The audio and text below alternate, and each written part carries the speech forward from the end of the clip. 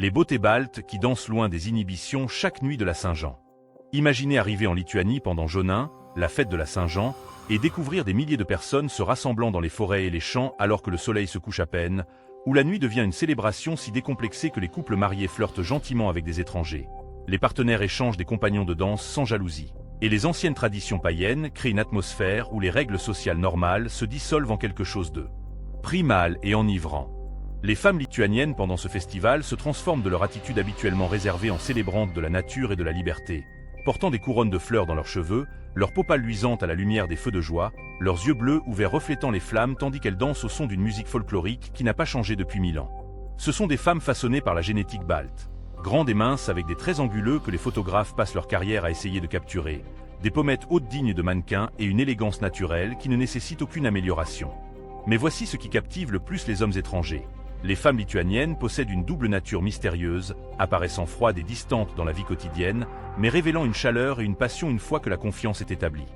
Elles sont très éduquées, farouchement indépendantes et se portent avec une dignité héritée d'une nation qui a survécu à des siècles d'occupation sans perdre son identité. La nation balte qui a refusé de disparaître. La Lituanie couvre 65 300 km² sur la rive sud-est de la mer Baltique, ce qui en fait le plus grand des 3 États baltes.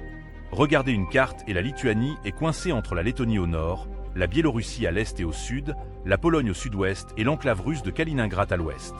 Cette position géographique a défini l'histoire lituanienne, la plaçant au carrefour où les influences catholiques, orthodoxes et protestantes sont entrées en collision. La Lituanie fut autrefois une puissance médiévale massive, le grand-duché qui s'étendait de la mer Baltique à la mer Noire au XIVe et XVe siècle. Vint ensuite des siècles de déclin, de partition, d'occupation par la Russie tsariste, l'indépendance entre les guerres mondiales, l'annexion soviétique brutale en 1940, l'occupation nazie, la reconquête soviétique et 50 ans de régime communiste avant de finalement retrouver son indépendance en 1990. Cette histoire de résistance et de survie façonne le caractère lituanien, créant des gens qui valorisent farouchement l'indépendance, accordent leur confiance lentement et maintiennent les traditions comme acte de défiance. Géographie de forêts, de lacs et d'esprits anciens. Le paysage lituanien est hanté de la meilleure façon possible.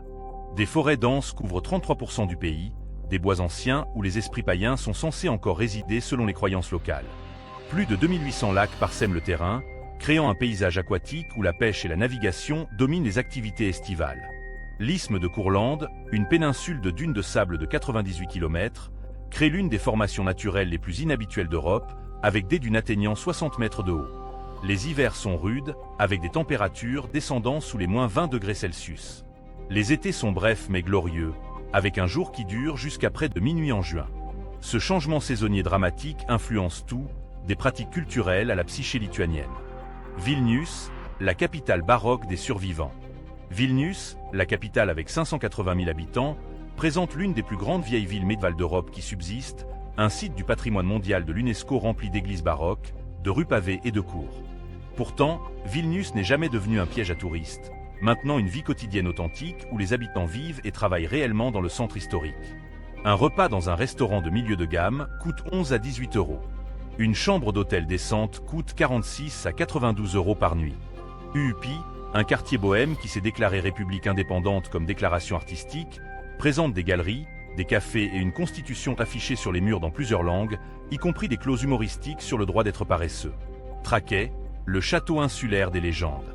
Trakai, à seulement 28 km de Vilnius, présente un château insulaire pittoresque dans le lac Galve, ressemblant à quelque chose sorti d'un conte de fées avec ses tours en briques rouges se reflétant dans l'eau. Ce château du XIVe siècle était la résidence des grands-ducs lituaniens.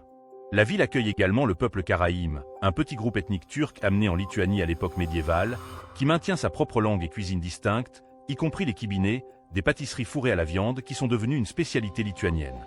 Le festival de la Saint-Jean où les limites se dissolvent. Maintenant, voici où nous révélons la vérité derrière cette affirmation provocante du titre concernant l'échange de partenaires. Jonin, célébré le 24 juin, représente le festival traditionnel le plus important de Lituanie, antérieur au christianisme de plusieurs siècles et maintenant des pratiques païennes que l'Église catholique n'a jamais pu complètement supprimer. Pendant cette nuit la plus courte de l'année, les Lituaniens se rassemblent dans les zones rurales pour des célébrations impliquant des feux de joie, des chants folkloriques et des rituels enracinés dans le culte de la nature et les rites de fertilité. Les jeunes femmes tressent des couronnes de fleurs et les jettent dans les rivières, la tradition voulant que l'homme qui récupère la couronne soit leur futur mari. Les couples sautent par-dessus les feux de joie ensemble. Les gens recherchent la mythique fleur de fougère qui ne fleurit soi-disant que pendant cette nuit magique. Mais voici la partie qui choque les observateurs conservateurs. Le festival crée une atmosphère où les inhibitions sociales normales disparaissent, où les personnes mariées flirtent ouvertement et dansent avec d'autres, où les règles de monogamie traditionnelles se suspendent temporairement, et où ce qui se passe pendant Jonin reste à Jonin. Il ne s'agit pas d'un échange de partenaires organisé au sens moderne, mais plutôt d'une compréhension culturelle selon laquelle cette nuit permet une liberté par rapport aux contraintes ordinaires, une soupape de pression où les passions supprimées le reste de l'année trouvent une libération acceptable. Des femmes qui incarnent l'acier balte. Les femmes lituaniennes sont souvent décrites comme parmi les plus belles d'Europe, bien que leur beauté soit accompagnée d'une indépendance formidable. Elles sont très éduquées, la Lituanie ayant l'un des taux d'enseignement universitaire les plus élevés au monde, et les femmes sont nettement plus nombreuses que les hommes dans l'enseignement supérieur. Elles travaillent dans tous les domaines professionnels et exigent une égalité absolue dans les relations. Sortir avec des femmes lituaniennes demande de la patience, car leur froideur initiale n'est pas un rejet, mais une réserve culturelle. Elles ne sourient pas aux étrangers, n'engagent pas de petites conversations et considèrent l'amabilité excessive comme fausse. Mais une fois qu'elles décident que quelqu'un est digne de confiance, leur loyauté devient absolue. Elles sont également d'une honnêteté brutale. Les femmes lituaniennes ne joueront pas de jeu, ne feront pas d'allusion à ce qu'elles veulent et ne toléreront pas le manque de respect. Cette franchise s'étend aux relations physiques, où elles sont à l'aise pour initier et exprimer leurs désirs sans honte. Nourriture et boissons qui reflètent la terre. La cuisine lituanienne est centrée sur des plats copieux et simples conçus pour fournir de l'énergie pendant les hivers rigoureux. Les cepelinés, de grandes boulettes de pommes de terre farcies de viande et garnies de bacon et de crème sûre, sont le plat national. Le haltibarié, une soupe froide de betterave servie rose vif avec des pommes de terre et des œufs durs, offre un rafraîchissement estival. Le pain de seigle noir accompagne chaque repas. Mais la vraie spécialité lituanienne est l'alcool. La consommation de bière est élevée. L'hydromel, le vin de miel, se connecte aux traditions païennes. Le plus tristement célèbre est la vodka lituanienne et diverses liqueurs à base de plantes, y compris le troctin, un spiritueux à 35% infusé d'herbes. La vie moderne dans une société traditionnelle. La Lituanie contemporaine s'équilibre entre un État membre moderne de l'Union européenne et un dépositaire d'anciennes traditions. Les jeunes de Vilnius travaillent dans des startups technologiques, voyagent à l'étranger et s'engagent dans la culture mondiale. Pourtant, la plupart célèbrent encore les festivals traditionnels, parlent lituanien à la maison malgré la maîtrise de l'anglais et maintiennent des liens familiaux solides. Le coût de la vie reste relativement bas par rapport à l'Europe occidentale.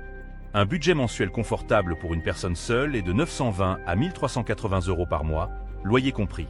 Les salaires des professionnels varient de 1380 à 2760 € par mois. Le verdict sur ce mystère balte. Nous avons exploré cette nation fascinante, de ces femmes époustouflantes qui réservent leur passion à ceux qui gagnent leur confiance, à ces forêts et lacs qui se sentent encore touchés par la magie païenne, de ces festivals de la Saint-Jean qui suspendent temporairement les règles sociales à son histoire de survie contre vent et marée. Nous avons découvert pourquoi la Lituanie conserve une importance culturelle démesurée, pourquoi ces festivals préservent des traditions disparues ailleurs et pourquoi ses habitants équilibrent la modernité européenne avec les coutumes anciennes. Ce détail provocateur sur l'échange de partenaires pendant Jonin révèle une culture à l'aise avec les contradictions, où la piété catholique coexiste avec les rituels païens, où la réserve masque la passion et où les normes sociales strictes se suspendent pendant les moments liminaux. Pour les voyageurs à la recherche d'authenticité au-delà des destinations touristiques typiques, la Lituanie offre des expériences profondes, des prix abordables et des rencontres avec des personnes dont la profondeur récompense la patience. Maintenant, nous voulons vous entendre. Laissez un commentaire nous disant de quelle ville ou pays vous regardez et si vous assisteriez à un festival Jonin. Quel aspect de la culture lituanienne vous a le plus surpris ?